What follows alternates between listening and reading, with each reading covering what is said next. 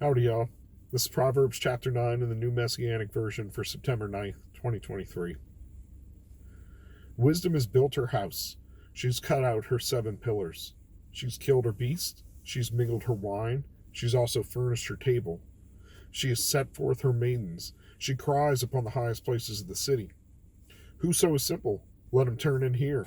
As for him that wants understanding, she says to him, Come, eat of my bread, drink of the wine which I have mingled. Forsake the foolish and live. Go on in the way of understanding. He that reproves a scorner gets to himself shame, and he that rebukes a wicked man, himself a blot. Reprove not a scorner, lest he hate you. Rebuke a wise man, and he will love you. Give instruction to a wise man, and he will yet be wiser. Teach a just man, and he will increase in learning. The fear of the Lord Jehovah is the beginning of wisdom, and the knowledge of the holy understanding. For by me your days shall be multiplied, and the years of your life shall be increased. If you be wise, you shall be wise for yourself, but if you scorn, you alone shall bear it. A foolish woman is clamorous, simple, and knows nothing, for she sits at the door of her house on a seat in the high place of the city, to call passengers who go right on their ways. Whoso is simple, let him turn in here. And as for him that wants understanding, she says to him, Stolen waters are sweet, and bread eaten in secret is pleasant. But he knows not that the dead are there, and that her guests are in the depths of hell. I realize it's dark. YouTube doesn't like when it's dark. It's not going to promote the video at all. That's all right. This was for me. So, I may be late on the chain. I'm trying to not break the chain. I guess, strictly speaking, I've broken the chain a couple times recently. Is what it is. I'm doing my best. But, again, you got wisdom calling out to everybody. She's made all the preparations. There's a fantastic feast, right? And she's trying to tell people, like, come, just come and dine with me. Come in. Let's fellowship together. Fellowship with the wisdom. Come on in. People don't want to do that and don't want to be in her presence, right? So, rebuke not a scorner, because he'll hate you, and a wicked man, you'll get a blot. In other words, don't cause trouble on yourself. We are called to judge righteously, correct people, things like that, but those who are not going to accept it or can't hear it, choose your time wisely. Choose your confrontations wisely. Remember, this is what we should be teaching ourselves, meditating on, teaching our children, that the fear of the Lord Jehovah is wisdom, and the knowledge of the holy is understanding.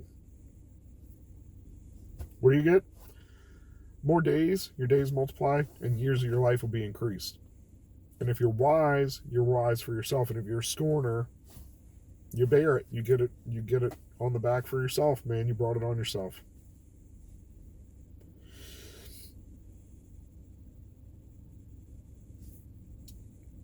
And yeah, it talks about this woman, basically folly, right? Sitting at her door, calling to people, also calling to people, hey, come in with me. But it's for foolish things and wicked things and unwise. So those that go into her, despite enticing words, right? Stolen waters are sweet, bread in secret is pleasant. He knows not that the dead are there, and that her guests are in the depths of hell. Better or worse, I don't know. I just want to say, this is it analogous? Whatever. But it's similar to the stories and the path to heaven, right? So the gate is narrow. It's not just that it's hard. Some people are not looking for the narrow gate, they're looking for the broad way. Some people are looking for the narrow gate, but are not living in a fashion or believing a true gospel in a fashion that they will get themselves through the narrow gate. And what's on the other side of the narrow gate? The Lord. Heaven. A feast. The most unbelievably righteous party that you could possibly imagine. And you're at the gate. lots of people are going to try to get through that gate. So imagine like the Broadway, you spend all your time wandering around, and ultimately we all come to death, right? So you can go as broad or wide as you want. And then eventually you hit the wall of death. And the only thing to do is to walk until you find the gate. And when you try to get through the narrow gate to the place that looks cool and you want to go, you can't.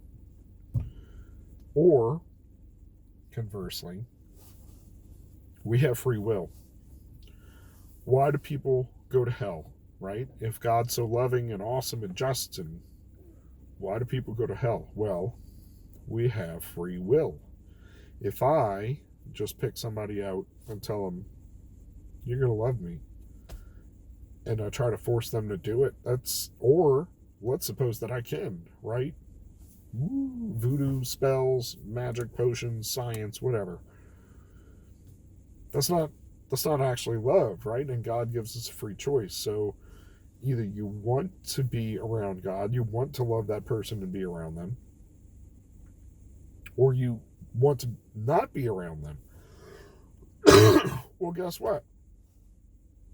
It's Yahweh's house, and it's Jesus's party.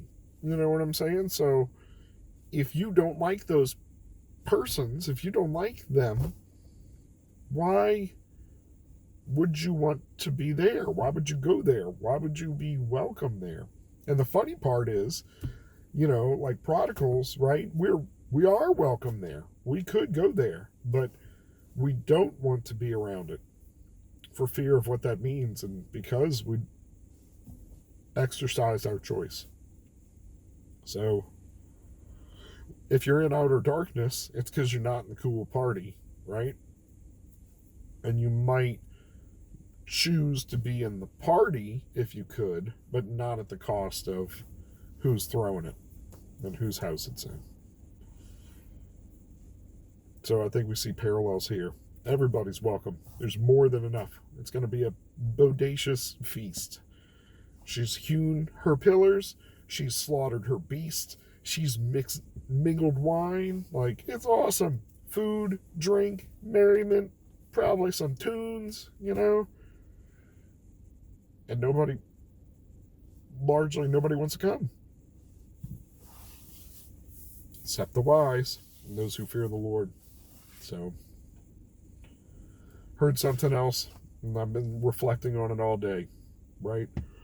I feel like I probably have to gather my thoughts and make a short about it, but we got Jesus behind us, right? I got Jesus on my side. Jesus is on my team.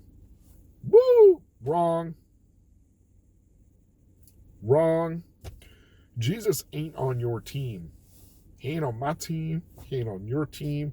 Jesus ain't on everybody's team. The proper relationship is we're on Jesus's team, right? He ain't our entourage to back us up when we need him and to be able to point to when we need to show off. We are his entourage, saved by grace through faith, out doing good works to show people the change that he's done in us, to make him look good. Facts. All right, it's dark. Soapbox, push that in the corner for a minute. But remember, you know what I mean? We call him master for a reason. We're serving him, not vice versa. Don't get twisted. Don't be perverse. That's twisted, distorted. All right. Almost home. Tried to pull over to use the last of the light instead of street lights. Failed a bit. But go with God. Be blessed. Bring yourself to a church tomorrow. Doesn't even matter where. Doesn't matter where.